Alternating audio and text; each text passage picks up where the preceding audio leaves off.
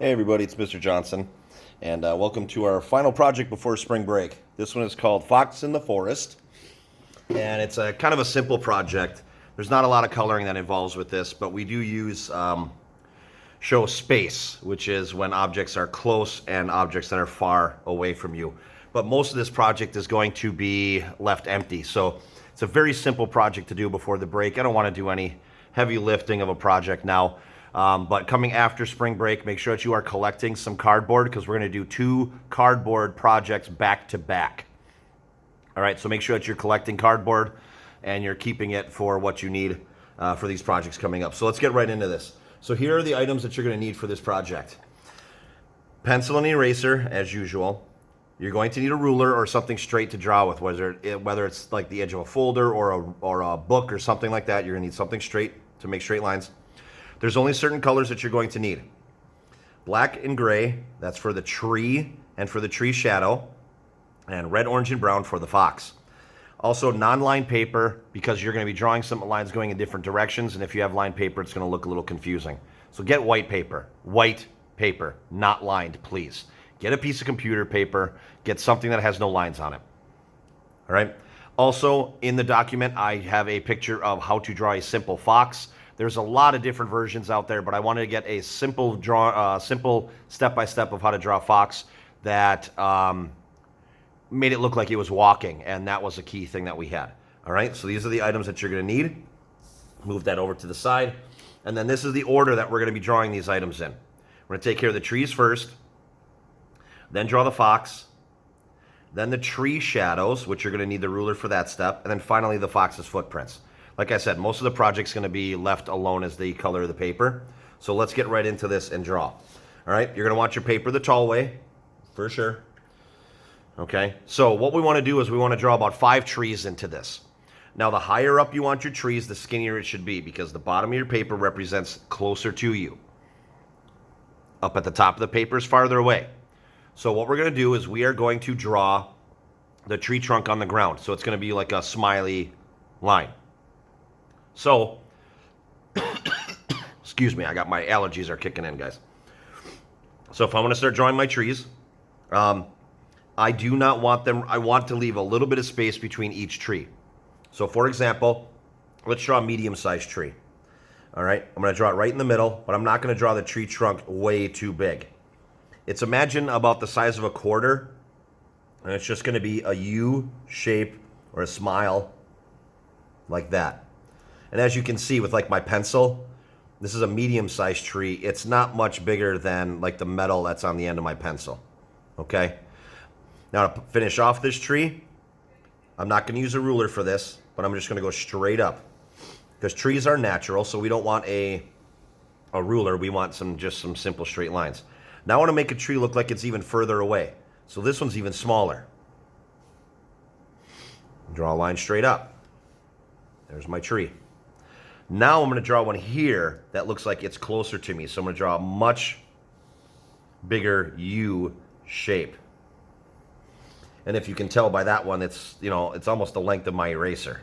That's what I want because I want to make it look like this tree is closer to me. Straight up. Straight up. So right now, this looks like it's closer. Then you take a few steps, you get to this tree. You take a few steps and get to that tree. That's exactly what we want. Now I'm going to draw one over here. Let's see. This is where I get to figure out where I want. So I'm going to put one here. Then I don't know what I'm going to put here yet. So again, that's wide. This is a little bit smaller. There we go. And then I'm going to put one right here. So the whole point is to show close, little farther, little farther, little farther, very far away. All right, so that takes care of my trees. Now, the next thing you want to do is you're going to want to look at the step-by-step of how to draw the fox. Okay, so just follow the step-by-step. I've drawn this a couple times. I'm just going to draw it very quickly. I'm going to make it look like my fox is coming out from behind this tree. All right, so here I go. I'm just going to draw it very simply. Here's like his ear, then his face. It's kind of like a pointy face. Then his neck. There's his back. There's his neck. And here's his front leg. Like he's almost taking a step. There's his chest and belly. Then here's his back leg. And again, follow the step by step. Now, the most important part of the fox is actually his tail, his big bushy tail that he's got. Okay, and draw his back legs there too. There's got his other legs. So I'm going to draw his tail kind of coming out and around from behind the tree. Like there it is. And he's got like pointy there, another ear, eye. I'll put his two eyes, maybe he's looking at you, and then his nose. Okay? So there's the fox, and I have the fox going this way. You can also reverse it and have the fox pointed this way as well. It's where you want to go. So you're going to want to find where he's going to go. And again, how big does the fox need to be? You know, he's bigger than my eraser. Simple. Okay? Now the next thing, tree shadows. Now you have 4 different angles to do the tree shadows. From this corner, coming in from this way, going down to this corner, or going up this way. All right, so this isn't going to involve the ruler. So I'm going to have the tree shadows going this way, up to the corner. Okay, so grab your ruler, and then they're all going the same way, but I can't draw through the trees. So I'm going to start with this small tree way up here. So the shadow can't go through the trees, but it's going to go in between the trees like so. So I'm going to put the edge of my ruler against the smile. Can't draw through there. Here's the empty space between the trees, so I'm going to draw there. Here's a tree. Here's the empty space. Draw here, and then that's it. It goes off the paper. Now I'm going to keep the ruler at the same angle and slide it down a little bit till it gets to this point. This smile. There. There. And there. So now there's the shadow behind the other tree. Now, keeping my ruler at that same angle, I'm going to slide it down until it hits the next tree, which is this one right here. All right? Same angle. So again, don't draw through the tree. Oh, here's the ground. Oh, that's the tree. There's the ground. There's the tree. Here's the ground. There's the tree. There's the ground. Now keep the ruler at the same angle. Slide it down until it gets slided over till it matches that one. Tree, ground, tree, ground, tree, ground. Now notice how wide it is here. It should follow through that same width all the way to the end. It's very important that you do that. Now I'm going to get this other tree. Again, keep the ruler at the same angle. There's the smile. Don't draw through the tree. There it is. That's a tree. There's the ground. Slide it, same thing. So do not freehand draw the shadows. Don't freehand draw the shadows. Please use a straight edge or a ruler. Now this one is going to be little because it's so close to the edge of the paper. There you go. That's all the shadow is for that one. Now we've got this one.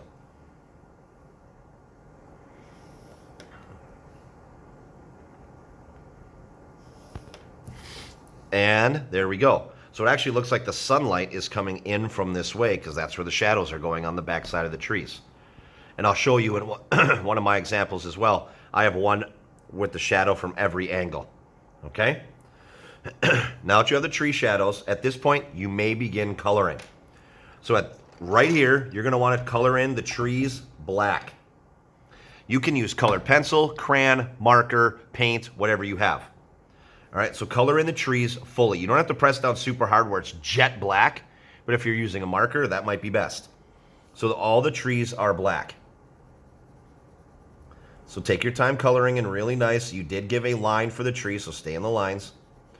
All right, so you're going to take care of the trees. All the trees are black, all the way to the edge. There you go, and I would do that for all the trees. That would be black for the trees. Then the shadow will be gray. Now, if you don't have a gray colored pencil or gray anything, you can actually just use your normal pencil because that's what color it is. But I do have a gray colored pencil, I believe, in my bin somewhere.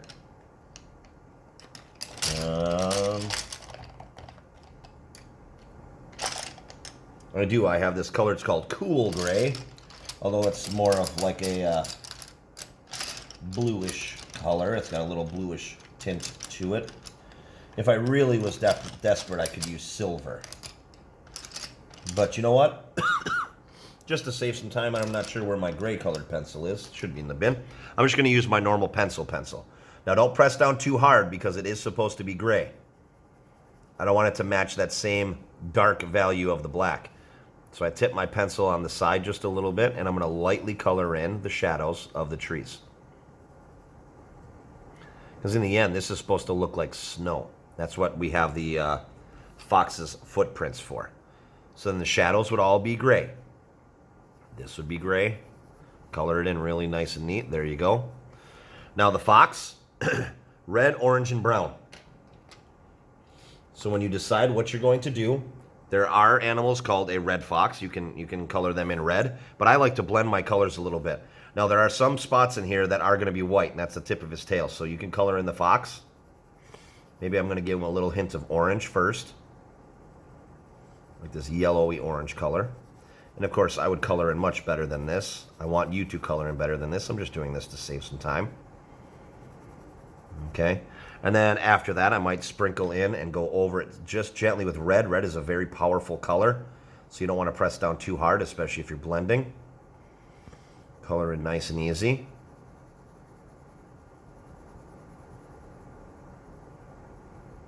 And that orange is almost a little too light. If I see that that yellow orange wasn't good enough, I can actually just take my regular orange, which is a little bit, ooh, that's a much better color, and go ahead and go back over it, sprinkle in just a little bit of orange, because most foxes have an orange or reddish tint to them. And then I'm going to use a little bit of brown to get, like the back leg is kind of in a shadow right there, so I'm going to just gently color in that. My allergies. All right. And maybe he's got a little bit of brown shadow on his belly, back of his leg, maybe a little bit on the back of his tail. Maybe he was playing around in the dirt. I don't know. Just nice and gentle. Just really simple. I'm going to take my black and then fill in his nose and then his eyes as well. And I'm pressing down a little bit harder. Now, the last thing that we have on the list, we have the trees, we have the fox, we have the tree shadows, is the footprints. And I'm going to want to figure out where the trail is, and I'm going to imagine that my fox came from behind the tree and then back up this way. So I put a little black underneath each paw to represent that's where he's standing. But I'm going to put some other black marks because he's walking through the snow. And then they're going to alternate. I'm going to have one little oval here. So it kind of looks like footprints walking in the snow. Now, as the footprints get farther away from me, how am I supposed to be drawing them?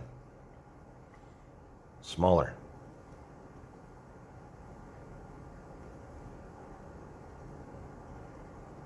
And maybe a little bit closer together. And then they trail back here. And if you want to, if this would be colored in the gray, you can actually go right over it with the shadow or the footprints, and then I'm going to have it turn right there like he came down, and there he is right there. All right, so this is how the fox in the forest will look. Again, I didn't color in everything to save time, so I'm going to show you the ones that I did finish so you can see them. Okay, so here's one right there, finished. I also add a little bit of tree branches for a little bit more realistic, so if you want to do that, you can, but the trees all go straight up. This one I have the shadow. The light is coming from this way because the shadows are on the opposite side. You don't have to bother about drawing a shadow for the fox. That's okay.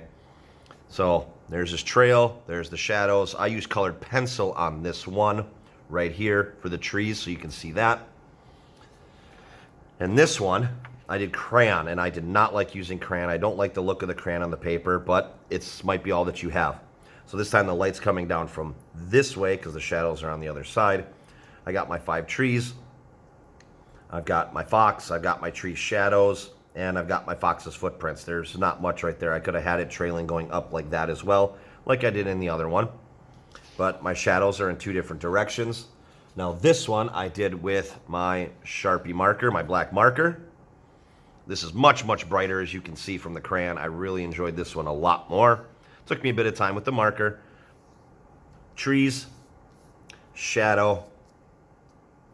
I've got my fox and the fox footprints leading up to that. All right, that was pretty simple. And then I've got one that I did with some black paint that I had laying in my room, just randomly placed, ready to be used. So I have my 5 trees, black. There's my fox, there's my shadows, and the light is coming up this way. And in this one here, the light's coming up this way, and then from the corner. So when you do your shadow, make sure you pick one way that it's coming from. So if you want the light coming from this way, that means the opposite side of the trees, that's where your ruler is going to go. Okay? Just make sure that they are all going in the same direction. And you start from the little smiley face, you start from the edge, and you just draw. Don't draw through the trees. All right? So that's the Fox in the Forest picture for this week. It should be a fairly easy one for you guys to complete. Make sure that you look at the document because there's going to be the step-by-step of how to draw the fox. And it should be all there for you. And then make sure that you take a picture, send it to me on Seesaw. I'll leave a little comment, tell you how adorable it looks if you got your fox looking pretty nice.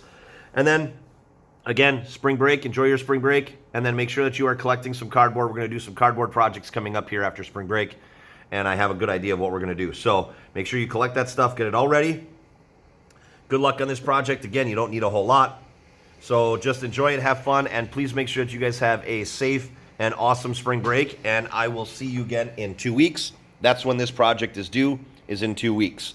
So you just need to get to me, I believe, by, April 7th, I think, that Wednesday when we return. All right, that's when the next project will come out. Otherwise, enjoy your break. Take care, and talk to you guys soon.